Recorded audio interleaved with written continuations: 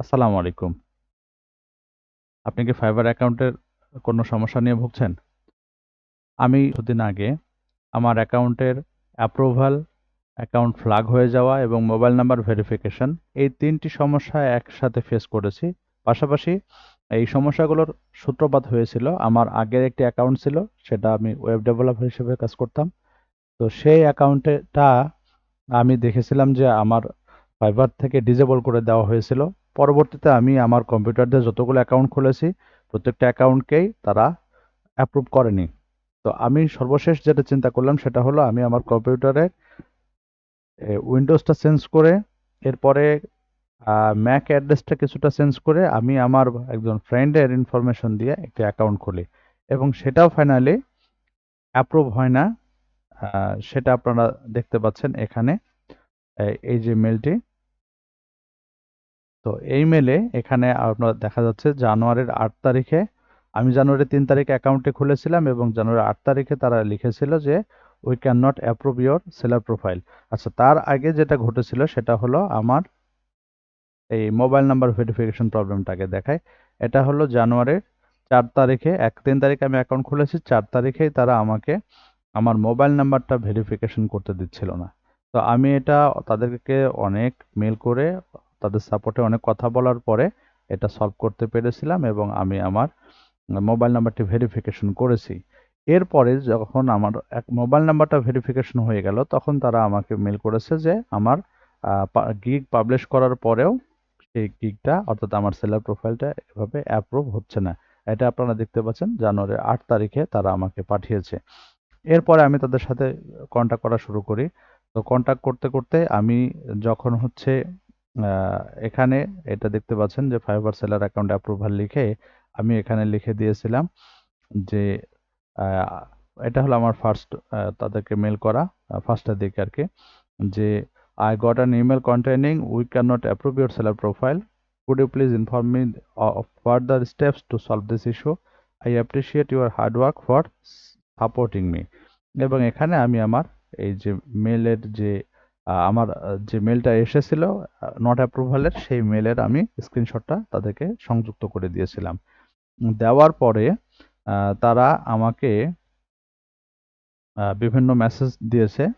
দেওয়ার পরেও যখন আমার এই সলিউশনটা হয়নি, তখন আমি তাদেরকে একটা লাস্ট মেসেজ দিয়েছিলাম। সেই মেসেজটি হচ্ছে যে তারা আমাকে এলিগেশন করেছিল যে আমার অন্য একটা অ্যাকাউন্টের সাথে লিংক আছে বা অন্যান্য ইস্যু আছে। এই সকল ইস্যুগুলোর কারণে আমার অ্যাকাউন্টটি তারা অ্যাপ্রুভ করতে পারছিল না।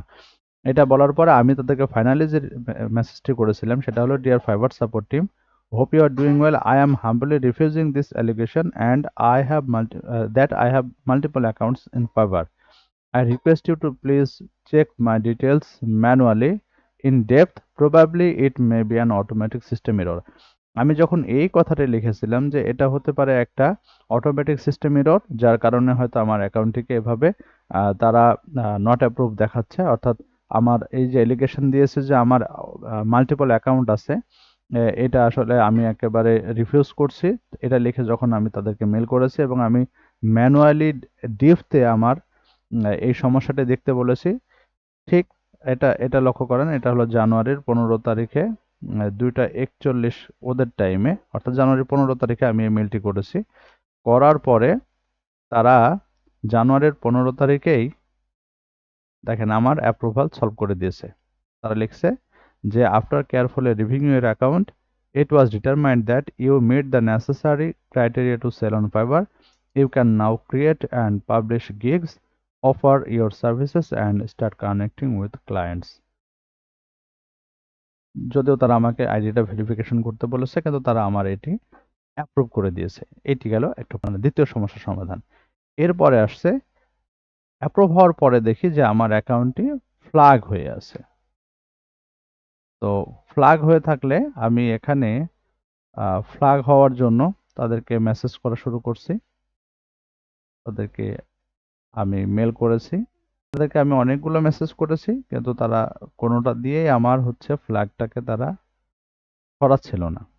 এখানে উম আমি সর্বশেষ যেটা, ভিডিওটি লম্বা হয়ে যাবে তাই আমি সংক্ষেপে শেষ করছি। আমি সর্বশেষ যেটা এই ফ্ল্যাগের জন্য আমি যে মেসেজটি করেছিলাম সেটাতে আবার লিখেছিলাম যে dear Fiverr support team, I got your explanation. Could you please inform me the details of my violation of fiber terms? As I am a new freelancer, my account is new as well. So, how did I violate the terms and conditions? Please check again manually. এই manually কথাটা আমি আবারও লিখেছি। The issue that system founds automatically. আমি বলেছি যে এই system automatically যে ইস্যুটাকে খুঁজে পেয়েছে আসলে সেটা আপনাদের ম্যানুয়ালি দেখা উচিত। আমার মনে হয় যে আসলে কোথাও ভুল হচ্ছে আমার অ্যাকাউন্টটিকে ফ্ল্যাগ করে রাখার পিছনে। তো এইটাও যখন আমি লিখেছি, এটা লিখেছি জানুয়ারির 22 তারিখ 10টা 21-এ।